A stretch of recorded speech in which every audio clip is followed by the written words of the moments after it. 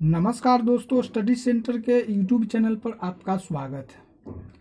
आज हम लोग गणित के कुछ अति महत्वपूर्ण प्रश्न को शॉर्ट ट्रिक से बनाने का प्रयास करेंगे, जो आगामी सभी परीक्षाओं में बहुत ही महत्वपूर्ण और बार बार पूछे जाने वाले प्रश्न हैं।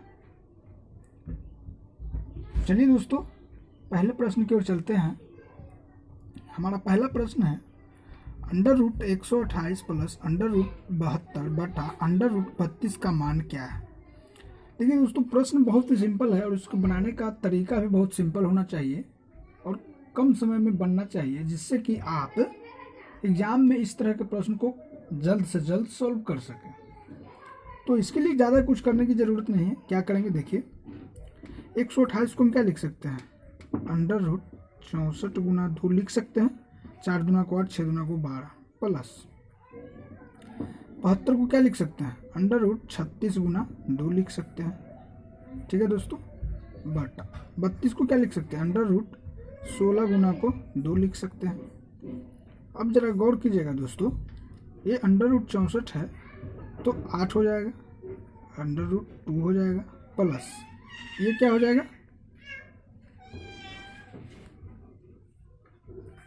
6√2 हो जाएगा, बटा ये क्या हो जाएगा, 4√2 हो जाएगा।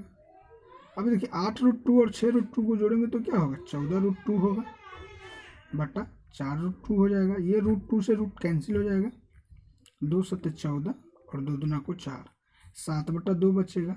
इसको भाग दीजिएगा तो कितने बार में कटेगा, 3.5। तो हमारा आंसर क्या हो जाएगा, 3.5। तो देखेंगे 3.5 किस ऑप्शन में है, तो ऑप्शन नंबर बी क्या हो जाएगा, सही हो जाएगा दोस्तों। तो मैं उम्मीद करता हूं दोस्तों, यह प्रश्न आप लोगों को बहुत अच्छे तरीके से समझ में आ गया होगा, और यदि इस तरह के प्रश्न आपके एग्जाम में आते हैं तो आप बहुत ही आसानी से सॉल्व कर सकते हैं। चलिए अगले प्रश्न की ओर चलते हैं दोस्तों। हमारा अगला प्रश्न है, 7 लगातार आने वाले धन पूर्णांकों का औसत 26 है। इन पूर्णांकों में सबसे छोटा है, सबसे छोटा कौन सा है, यह हमें बताना है। देखिए दोस्तों, इसको हम x मान के भी बना सकते हैं, या फिर एक और मेथड है जो बहुत ही सिंपल है, उसको कैसे बना सकते हैं। देखिए,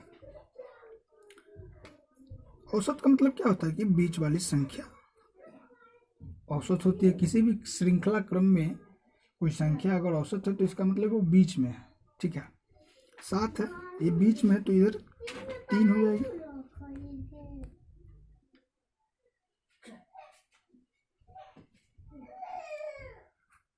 इधर भी 3 हो जाएंगे। तो इसके बाद क्या होगा, 27, 28, 29, इधर क्या हो जाएगा, 25, 24 और ये 23। बस इस श्रृंखला क्रम हो गया। अब इसमें सबसे छोटी पूछ रहा है हमसे, तो सबसे छोटी कौन सी होगी, 23। तो हमारा आंसर क्या हो जाएगा, 23। तो देखेंगे 23 किस ऑप्शन में है, तो ऑप्शन नंबर सी क्या हो जाएगा, सही हो जाएगा दोस्तों। और यदि सबसे बड़ा पूछता तो 29 आंसर हो जाता।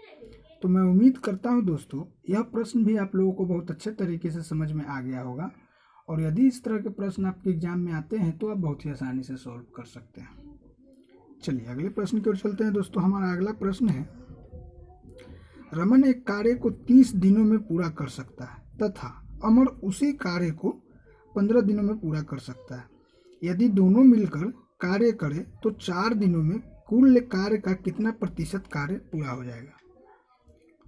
तो इस तरह के प्रश्न को बनाने के लिए भी दोस्तों ज़्यादा कुछ करने की ज़रूरत नहीं है, बस बहुत ही सिंपल है। रमन कितने दिन में कर रहा है, 30 दिन में कर रहा है। अमर कितने दिन में कर रहा है, 15 दिन में कर रहा है। तो वर्क यूनिट निकाल लेंगे, टोटल वर्क। तो टोटल वर्क निकालने के लिए उसका एलसीएम निकालेंगे तो ये 30 आएगा। कहने का मतलब क्या हो रहा है, रमन एक दिन में 1 यूनिट वर्क करता है और अमर एक दिन में 2 यूनिट वर्क करता है। तो दोनों मिलकर दोस्तों, रमन और अमर एक दिन में कितना यूनिट काम करेगा, 3 यूनिट करेगा। ठीक है, तो 4 दिन अगर काम करेगा दोस्तों तो कितना यूनिट कर देगा, 12 यूनिट करेगा। तो 12 यूनिट किया, लेकिन परसेंट में पूछ रहा है, तो क्या हो जाएगा, 12/30 गुना को 100। कटा लीजिए इसको, 1 शून्य से 1 शून्य कैंसिल, 3 चौके 12, 10 चौके 40। यानी दोनों मिलकर 4 दिन तक अगर साथ काम करे तो 40% काम पूरा हो जाएगा। तो देखेंगे 40% किस ऑप्शन में है, तो ऑप्शन नंबर डी क्या हो जाएगा, सही हो जाएगा दोस्तों। तो मैं उम्मीद करता हूँ दोस्तों यह प्रश्न भी आप लोगों को बहुत अच्छे तरीके से समझ में आ गया होगा, और यदि इस तरह के प्रश्न आपके एग्जाम में आते हैं तो आप बहुत ही आसानी से सॉल्व कर सकते हैं। तो प्रश्न अगर समझ में आ रहा है दोस्तों तो वीडियो को लाइक और शेयर जरूर करें, और चैनल को सब्सक्राइब जरूर करें, और नोटिफिकेशन बिल को जरूर दबाएं, ताकि वीडियो जो अपलोड होते हैं उसका लिंक सबसे पहले आप तक पहुंचे। चलिए अगले प्रश्न की ओर चलते हैं दोस्तों। हमारा अगला प्रश्न है और बहुत ही महत्वपूर्ण प्रश्न है दोस्तों। इस तरह के प्रश्न एग्जाम में आ ही जाते हैं, तो चलिए देखते हैं कैसा है। एक संख्या 41 से जितनी बड़ी है उतनी ही 83 से छोटी है, तो वह संख्या क्या है। तो याद रहे दोस्तों, इस तरह के प्रश्न को बनाने के लिए हमने पिछले वीडियोज में फॉर्मूला बताया था, फिर आज बता रहे हैं x + y/2, ये जनरल फार्मूला है। इससे आप इस तरह के प्रश्न को सॉल्व कर सकते हैं। कैसे कर सकते हैं, x की जगह 41 हो जाएगा प्लस 83/2 कर दीजिए, क्या हो जाएगा 3 × 4 8 × 4 12/2, इसको कटा लीजिए, 2 × 6 = 12, 2 × 2 = 4, यानी कि संख्या क्या हो जाएगी 62। तो देखेंगे 62 किस ऑप्शन में है, तो ऑप्शन नंबर ए क्या हो जाएगा, सही हो जाएगा दोस्तों।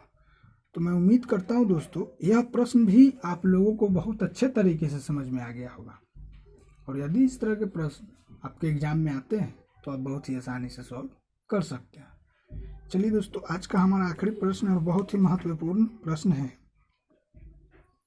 5 क्रमागत संख्याओं का औसत 100 है, पहली संख्या ज्ञात करें। देखिए दोस्तों, इसको हम x मानकर भी बना सकते हैं, लेकिन प्रश्न जो है बहुत ही सिंपल है, और इस तरह के प्रश्न को बनाने के लिए ज़्यादा समय नहीं लगे, इसलिए हम लोग शॉर्ट फॉर्म में चलेंगे, शॉर्ट ट्रिक से बताएंगे।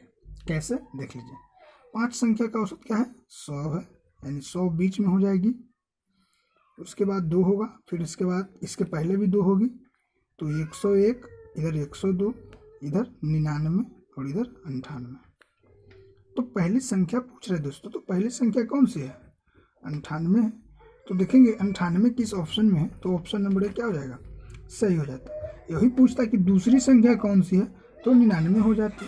अगर पूछता कि सबसे लास्ट यानी 5वें नंबर पर जो संख्या है वह कौन सी है, तो फिर आप 102 को टिक करते हैं। तो मैं उम्मीद करता हूँ दोस्तों यह प्रश्न भी आप लोगों को बहुत अच्छे तरीके से समझ में आ गया होगा, और यदि इस तरह के प्रश्न आपके एग्जाम में आते हैं तो आप बहुत ही आसानी से सॉल्व कर सकते हैं। तो याद रहे दोस्तों, प्रश्न अगर समझ में आ रहा है और वीडियो अच्छी लग रही है तो चैनल को ज़रूर सब्सक्राइब करें, और नोटिफिकेशन बिल को ज़रूर दबाएं, ताकि वीडियो जो अपलोड होते हैं उसका लिंक सबसे पहले आप तक पहुंचे। वीडियो को लाइक और शेयर जरूर करें।